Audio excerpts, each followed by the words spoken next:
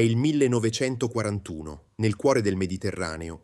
Un aereo italiano punta dritto contro l'acciaio e il fuoco della Royal Navy. Tutt'intorno il cielo è una trappola mortale di proiettili traccianti, l'aria squarciata dalle esplosioni della contraerea. Per chiunque altro sarebbe una missione suicida, ma al comando di quel Savoia Marchetti SM-79 c'è un uomo la cui audacia è già leggenda, Carlo Emanuele Buscaglia.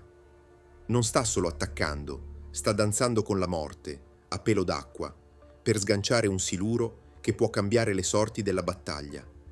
Ma come ha fatto un giovane pilota di Novara a diventare l'incubo della flotta più potente del mondo? Come può un uomo, con un solo aereo, sfidare un intero impero?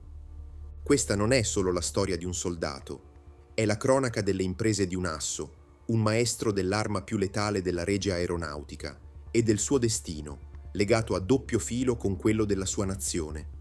Questa è la storia di Carlo Emanuele Buscaglia. Se puoi, indossa le cuffie, mettiti comodo e chiudi gli occhi. Stai per ascoltare un viaggio incredibile, tra verità storiche, misteri irrisolti e l'estrema resistenza dell'animo umano. Cominciamo. Carlo Emanuele Buscaglia nasce a Novara il 22 settembre del 1915, in un'Italia che ancora sente l'eco della Grande Guerra e si avvia verso un futuro turbolento. Fin da ragazzo mostra un forte interesse per la vita militare, una vocazione che sembra scritta nel suo destino. Dopo il liceo e una breve parentesi all'università a studiare legge, capisce che il suo posto non è in un'aula di tribunale, ma sopra le nuvole. Il richiamo del cielo è troppo forte. Nell'ottobre del 1934, a 19 anni, entra nella Regia Accademia Aeronautica con il prestigioso Corso Orione. Lì, tra disciplina ferrea e lezioni di volo, il giovane Buscaglia forgia il suo carattere. Non è un cadetto come gli altri, dimostra subito un talento naturale per il pilotaggio, un dono che i suoi istruttori notano immediatamente. Nel 1936 ottiene il brevetto di pilota d'aeroplano e pochi mesi dopo quello di pilota militare. Le ali che aveva sempre sognato erano finalmente sue. Nominato sottotenente nel 1937, viene assegnato alla 50ª squadriglia del 32esimo Stormo Bombardamento. All'inizio vola sui trimotori Savoia Marchetti SM-81, ma passa presto ai più moderni SM-79 Sparviero, l'aereo che diventerà il simbolo delle sue imprese. In quegli anni Buscaglia non impara solo a pilotare un bombardiere, impara a sentirlo come un'estensione del proprio corpo. Ogni bullone, ogni vibrazione del motore diventa parte di lui. A vederlo sembrava un ufficiale come tanti, un giovane di 22 anni al servizio della patria. Ma sotto la divisa si nascondeva una determinazione glaciale, in attesa dell'occasione giusta per esplodere. Quell'occasione arrivò con il rombo dei cannoni che annunciavano la Seconda Guerra Mondiale. Quando l'Italia entra in guerra, nel giugno del 1940, la Regia Aeronautica si trova di fronte a una sfida enorme: contrastare il dominio navale britannico nel Mediterraneo. I bombardamenti tradizionali, dall'alto, si erano rivelati poco efficaci contro navi agili e ben difese. Serviva qualcosa di nuovo, un'arma che colpisse il nemico sotto la linea di galleggiamento. Così nacque, quasi per scommessa, la specialità degli aerosiluranti. L'idea di lanciare un siluro da un aereo non era nuova, ma metterla in pratica era un'altra storia, piena di incognite e pericoli.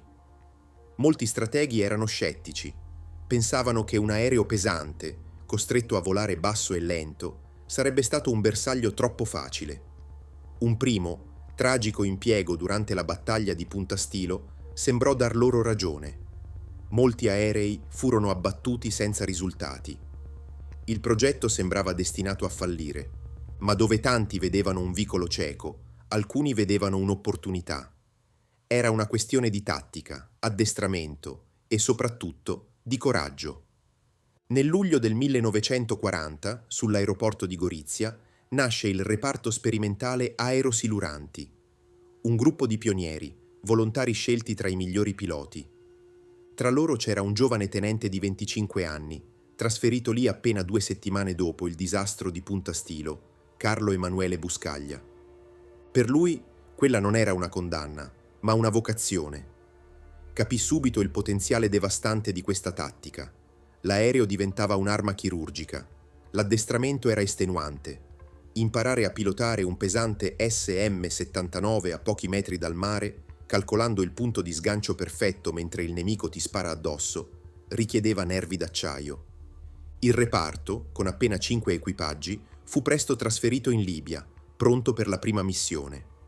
Era l'agosto del 1940. L'obiettivo, la base navale di Alessandria d'Egitto.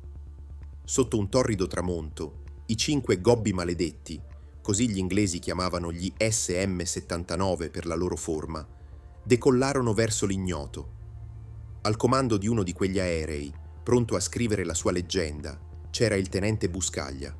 La notte del 15 agosto del 1940 segnò il battesimo del fuoco per Buscaglia. L'attacco ad Alessandria fu un'azione audace che, pur senza risultati eclatanti, dimostrò che colpire la flotta nemica era possibile. Da quel momento, il nome di Buscaglia divenne sinonimo di terrore per i convogli britannici. Non cercava bersagli facili, le sue prede preferite erano le grandi navi da guerra. La sua tecnica era un mix di calcolo, intuito e coraggio disumano. Come disse lui stesso, in attacco esiste solo una cosa: l'obiettivo. Si ignora il fuoco nemico, si ignora tutto il resto. Esiste solo la nave e il punto esatto in cui il siluro deve colpire. E i suoi siluri colpivano. Il 17 settembre del 1940, durante un'azione di siluramento, fu messo a segno un colpo che danneggiò gravemente l'incrociatore pesante HMS Kent. Il 3 dicembre, in un attacco alla baia di Suda, a Creta, l'incrociatore HMS Glasgow fu colpito e messo fuori combattimento, un'azione a cui Buscaglia partecipò insieme al suo gregario Erasi. Il suo nome cominciò a risuonare nei bollettini di guerra. Promosso capitano per meriti di guerra a soli 25 anni, nel marzo del 1941 assunse il comando della 281esima squadriglia aerosiluranti a Rodi. Da lì guidò i suoi uomini, che lo veneravano, in una serie di attacchi micidiali. La sua squadriglia divenne una spina nel fianco per le rotte britanniche verso l'Egitto e Malta. Ogni convoglio sapeva che i gobbi di Buscaglia potevano spuntare dal nulla, a pelo d'acqua. Il 27 settembre, durante l'operazione Albert, gli aerosiluranti italiani ottennero un grande successo, danneggiando gravemente la corazzata HMS Nelson. Nell'aprile del 1942, promosso ancora, prese il comando del 132esimo gruppo autonomo aerosiluranti. Era l'apice della sua carriera. Ora guidava un'intera unità d'élite. Durante la battaglia di mezzo giugno del 1942, Buscaglia e i suoi uomini scrissero una pagina epica. Per giorni si lanciarono contro i convogli diretti a Malta e, il 14 giugno, guidò personalmente l'attacco. Alla fine della sua carriera da aerosiluratore, il bollettino ufficiale della Regia Aeronautica gli attribuirà l'affondamento di oltre 100.000 tonnellate di naviglio nemico. Un risultato impressionante, che lo trasformò in una leggenda vivente, l'asso degli assi, il più grande cacciatore di navi che i cieli avessero mai visto. Essere un asso non significava solo essere un pilota incredibile. Per Buscaglia significava soprattutto essere un comandante. La sua grandezza non stava solo nel colpire un bersaglio, ma nel guidare altri uomini a fare lo stesso, rischiando la vita ogni volta. Quando prese il comando della 281esima squadriglia, non ereditò semplicemente un'unità, la creò. La plasmò con il suo esempio e la sua visione. Buscaglia era un leader nato. Esigeva il massimo perché lui per primo dava tutto. Era il primo a decollare e l'ultimo a rientrare. Nei briefing la sua calma infondeva sicurezza anche ai più giovani. Ogni piano era studiato nei minimi dettagli, ma in volo era il suo istinto a prevalere, quella capacità quasi soprannaturale di leggere la battaglia. I suoi uomini, piloti come Fagioni, Cimicchi, Graziani, non erano semplici subordinati, ma fratelli d'arme con una fiducia cieca in lui. Sapevano che Buscaglia non li avrebbe mai mandati in una missione senza speranza, e se anche lo fosse stata, lui sarebbe stato lì, in testa, ad affrontare il fuoco per primo. La famosa foto che lo ritrae a Gadurrà, al centro dei suoi piloti, è l'immagine perfetta di un comandante e della sua banda. Quando nel 1942 gli fu affidato il 132esimo gruppo, la sua responsabilità crebbe. Riuscì a trasformare il gruppo nello strumento più affilato della Regia Aeronautica. I suoi successi erano i loro. Era il comandante che tutti volevano seguire in battaglia. Per questo, quando il suo aereo non tornò da quella missione fatale, per i suoi uomini fu uno shock immenso. Non avevano perso solo un comandante, ma la loro guida. Novembre del 1942. L'operazione Torch ha portato gli alleati in Nord Africa. Per l'aviazione e la marina italiana l'ordine è uno solo: attaccare la flotta d'invasione a qualunque costo. Il maggiore Buscaglia e il suo 132esimo gruppo vengono chiamati a compiere l'impossibile. L'11 novembre, un primo attacco diurno contro la flotta nella baia di Bougie, in Algeria, si rivela un'azione quasi suicida. La reazione è troppo violenta. Nonostante il rischio, Buscaglia decide di ritentare il giorno dopo, il 12 novembre. Sapeva cosa lo aspettava: un inferno. Ma la vista delle navi nemiche era un richiamo irresistibile. Mentre si avvicinava, la sua formazione fu intercettata dai caccianemici. Il suo aereo, il primo, divenne il bersaglio principale. Colpito più volte, il suo gobbo prende fuoco. Con un'ala in fiamme, chiunque altro avrebbe mollato. Ma non lui. In un ultimo, disperato atto di coraggio, si lancia sull'obiettivo. Mentre l'aereo è una torcia volante, sgancia il siluro contro il suo bersaglio, che viene colpito. Subito dopo, il suo gobbo si schianta in mare ed esplode. I suoi uomini assistono alla scena, impotenti. Per loro, il comandante è morto. Il bollettino di guerra numero 901 recita: il maggiore Carlo Emanuele Buscaglia non faceva ritorno alla base. Viene dichiarato disperso e gli viene concessa la medaglia d'oro al valor militare alla memoria. L'Italia piange il suo eroe. Ma la sua storia non era finita. In realtà era stato sbalzato fuori dall'aereo e, gravemente ferito e ustionato, recuperato da una nave nemica. Era prigioniero. L'asso dei cieli era dato per morto, ma era ancora vivo. Catturato e ferito gravemente, Buscaglia inizia un lungo calvario. Passa da un ospedale da campo all'altro, mentre i medici lottano per salvargli la vita. Durante gli interrogatori si rifiuta di dare informazioni. La sua vera identità rimane un mistero per mesi, finché non si scopre che quel prigioniero è proprio il leggendario maggiore Buscaglia. Viene trasferito negli Stati Uniti, nel campo di prigionia di Crossville. Lì, tra gli altri ufficiali italiani, la notizia che Buscaglia è vivo si diffonde con incredulità. Per l'Italia era già un simbolo, tanto che un gruppo di aerosiluranti della neonata Aeronautica Repubblicana, al nord, portava già il suo nome. L'8 settembre del 1943 l'armistizio cambia tutto. L'Italia è spaccata in due. Ai prigionieri viene data una scelta: rimanere fedeli a Salò o combattere con gli alleati. Per Buscaglia, soldato fedele al giuramento fatto al re, la scelta è immediata quanto sofferta. Decide di tornare a combattere per il Regno del Sud, con l'aeronautica cobelligerante. Una decisione che lo etichettò come traditore agli occhi di alcuni suoi ex compagni.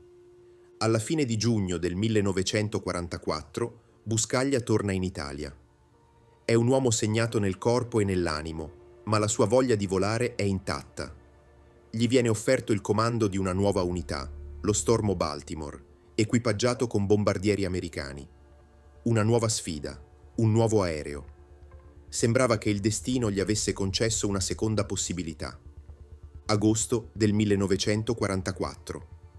L'aeroporto di Campo Vesuvio, vicino Napoli, è una base di fortuna. Qui si trova lo Stormo Baltimore di Buscaglia. Gli uomini stanno prendendo confidenza con i nuovi aerei. I Martin A-30 Baltimore, molto diversi da quelli italiani. Lo stesso Buscaglia, dopo quasi 2 anni di inattività, sente il bisogno di tornare a padroneggiare una macchina da guerra. Il 23 agosto del 1944 decide che è il momento. forse per troppa confidenza o per l'irrefrenabile voglia di sentirsi di nuovo pilota, decide di decollare da solo, senza istruttore. C'era un dettaglio tecnico, apparentemente piccolo, che secondo molti si rivelò fatale.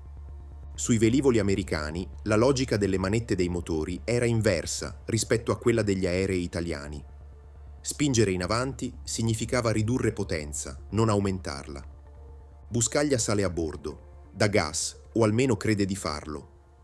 L'aereo rulla, ma non prende mai abbastanza velocità per decollare. Si schianta contro degli alberi a fine pista e si incendia.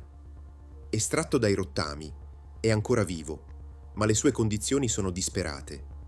Trasportato all'ospedale militare di Napoli, si spegne il giorno dopo, il 24 agosto del 1944.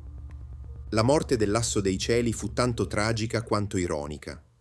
L'uomo sopravvissuto a innumerevoli battaglie, al fuoco delle flotte, a un abbattimento e alla prigionia, trova la morte in un banale incidente. Il suo ultimo volo non fu contro il nemico, ma contro un destino beffardo. Era vissuto 2 volte, solo per morire in un giorno di apparente pace, alle pendici del Vesuvio. La storia di Carlo Emanuele Buscaglia è una delle più incredibili e complesse della nostra aeronautica. Un racconto di coraggio, abilità e destino. Se queste storie vi appassionano, iscrivetevi al canale e lasciate un mi piace. E se volete sostenere il canale e avere contenuti esclusivi e in anteprima, abbonatevi. E ora ditemi nei commenti cosa vi ha colpito di più della vita di Buscaglia. La figura di Carlo Emanuele Buscaglia è più di quella di un semplice soldato, è un'icona. Decorato con la medaglia d'oro al valor militare, 5 d'argento e la croce di ferro tedesca, il suo nome è inciso nella storia dell'aviazione mondiale. Fu un pioniere, un comandante carismatico e un pilota dal talento ineguagliabile. La sua morte assurda non oscura la sua leggenda, ma la consegna alla storia in tutta la sua complessità.